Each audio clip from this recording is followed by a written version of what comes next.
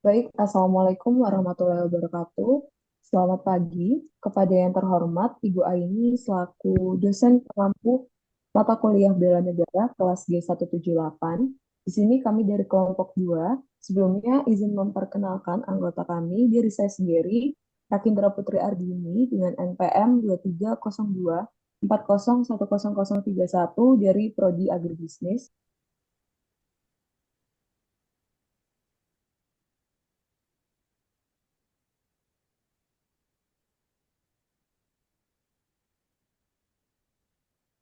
Selanjutnya saya Bina Larasati dengan NPM dari Prodi Agribisnis dengan NPM 230 240 123. Perkenalkan, nama saya Triana Karisma Dewi, NPM 2305 2010 139 dari Prodi DKV.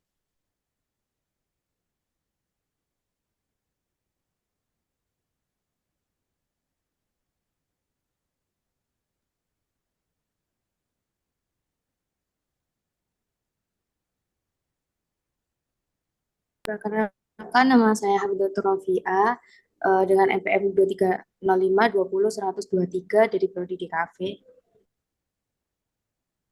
Perkenalkan, saya Amelia Marsala Madani, NPM 2305 2010 152 dari Prodi DKV. Baik, di sini kami akan menjelaskan dan mempresentasikan tentang kebijakan Komcet. Nah, apa sih kebijakan Komcet ini sendiri? Kebijakan Komcet ini memiliki kepanjangan dari komponen cadangan, di mana kebijakan ini adalah sistem yang mengatur partisipasi warga negara dalam memperkuat pertahanan negara, khususnya melalui pelatihan militer dan kesiapan menghadapi situasi darurat.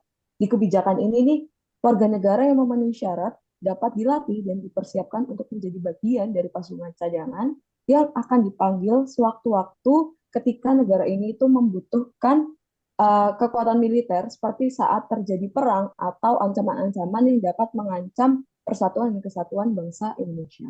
Nah, pada kebijakan Komcet ini sendiri itu merupakan bagian dari sistem pertahanan semesta yang bertujuan untuk meningkatkan daya tangkal dengan melibatkan komponen-komponen non-militer seperti masyarakat sipil. Jadi untuk para anggota dari Komcat ini itu bukan hanya seseorang atau pribadi yang bekerja di kemiliteran seperti TNI atau Polri, tapi orang-orang umum yang sudah mendapatkan pelatihan-pelatihan khusus untuk mengikuti kegiatan militer ini. Nah, kebijakan ini tuh bertujuan untuk memperkuat pertahanan negara tanpa membebani anggaran yang besar dengan menambah jumlah anggota militer aktif. Konsep ini juga diharapkan dapat menciptakan rasa tanggung jawab bersama terhadap pertahanan negara. Nah, pada kebijakan-kebijakan yang pastinya sudah dibuat oleh pemerintah itu memiliki dampak positif dan dampak negatifnya masing-masing. Di sini, teman-teman saya akan menjelaskan tentang dampak positif dan dampak negatif jika kebijakan Komcet ini dapat direalisasikan.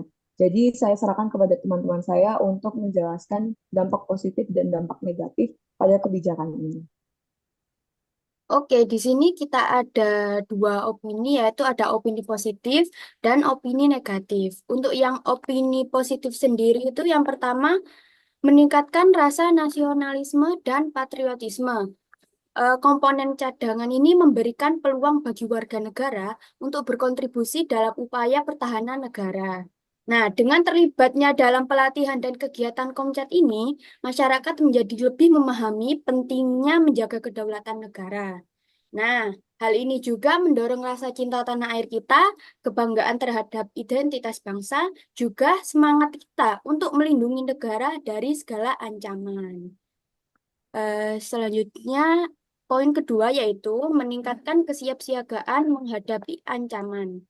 Nah, apabila nanti jika terjadi sesuatu darurat atau ancaman terhadap keamanan nasional, dengan pelatihan dan pembinaan yang diberikan oleh Komcat ini, kita jadi memiliki kemampuan dasar dan bidang pertahanan dan keamanan, juga negara kita itu bisa menjadi memiliki cadangan orang-orang terlatih yang bisa diandalkan, sehingga pertahanan negara kita ini menjadi lebih kuat. Seperti itu. Next. Selanjutnya dari opini positif kita di sini ada poin yang membentuk pembentukan karakter yang kuat. Di sini dari pelatihan militer yang dilakukan oleh Komcat, ini kita bisa mendapat sifat disiplin yang tinggi, terus ada juga mental yang tangguh dan semangat kebersamaan, juga jiwa kepemimpinan. Dari latihan militer ini kita bisa mendapatkan pengaturan waktu yang bagus, terus ada juga pelatihan tata krama, dan juga kita bisa mengembangkan tanggung jawab kita terhadap tugas yang tak diberi. Dan itu di sini juga ada poin yang mendapat pengalaman berharga. Dari pelatihan ini tuh mahasiswa tuh bisa mendapat pengetahuan baru terkait tentang sistem pertahanan negara, kepemimpinan, juga keterampilan dalam bertahan hidup. Selanjutnya di pengalaman berharga pada pelatihan Komcat ini, kita juga bisa mendapat jaringan yang luas, maupun itu jaringan pertemanan atau relasi yang lain-lain, dan juga kita bisa mendapatkan pengalaman hidup yang unik ya, soalnya kan kita mengikuti pelatihan militer dan gak semua orang bisa mendapatkan pelatihan tersebut. Dan yang terakhir itu kita bisa meningkatkan rasa jiwa nasionalisme kita dari pelatihan. Boleh dilanjut? Selanjutnya ada poin memperkuat persatuan dan kesatuan bangsa. Kita bisa dapat meningkatkan kesiapan pertahanan nasional, bisa juga memperkuat rasa kebangsaan dan persatuan, juga bisa meningkatkan disiplin dan nasionalisme, lalu bisa mendapatkan partisipasi warga negara. Lalu ada opini mahasiswa yang negatif kontra Komkat. Mahasiswa tentang Komkat berpendapat bahwa program ini menambah beban bagi mereka, antara lain bisa meringankan beban waktu dan fokus akademik, bisa biaya dan pengorbanan pribadi, lalu beban fisik dan mental, lalu tidak sesuai dengan minat dan karir. Lalu selanjutnya bisa dilanjut. Untuk poin negatif yang kedua, yaitu di sini ada potensi mengganggu konsentrasi belajar. Nah, mengganggu ini tuh bisa muncul ketika komisi cadangan ini dibuat dan anggotanya itu ada mahasiswa ataupun pelajar. Karena komisi cadangan ini tuh kan pelatihan yang diperlukan waktu yang sangat lama gitu kan. Seperti mungkin ada 1 tahun, minimal 1 tahun. Nggak mungkin komisi cadangan ini, pelatihan ini tuh dibuat 1 atau 2 bulan. Nah, karena waktu yang lama itu bisa banget untuk ganggu atau mengalihkan fokus kita sebagai mahasiswa atau sebagai pelajar, yaitu fokus belajar kita, atau mungkin kita sebagai mahasiswa nggak bisa menyelesaikan tugas kita, atau bahkan kita juga nggak bisa nyelesain tugas akhir. Terus poin selanjutnya ada efektivitas belum terbukti secara nyata. Komisi cadangan itu dibuat dengan tujuan untuk meningkatkan kualitas dan juga ada manfaat yang positif bagi individu yang ikut dalam komisi cadangan ini.